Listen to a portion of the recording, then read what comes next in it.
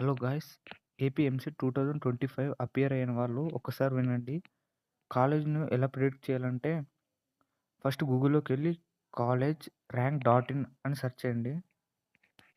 Search చేసినెమ్మడే ఒక website వస్తుంది మీకు. ఈ వెబ్‌సైట్‌లో మీరు ఫస్ట్ లాగిన్ అవ్వాలి. కాలేజ్ ప్రిడిక్టర్ మీద నొక్కండి. ఇది ఆల్రెడీ మన రిజల్ట్ వచ్చిందనుకోండి, బ్యాకెళ్ళి మీ డీటెయిల్స్ అన్నీ ఫిల్ చేయండి. ఇప్పుడు మీకు చూపిస్తా ఒకసారి. అంటే ఈ 4 ఆప్షన్‌లో మీరు ఏదైతే అది సెలెక్ట్ చేసుకోండి. రీసెంట్ అంటే recent year. Your rank for example 10,000 అనుకోండి. కేటగిరీ అంటే మీరు ఏ కేటగిరీ అయితే అది. ఫర్ ఎగ్జాంపుల్ బీసీడీ అనుకోండి.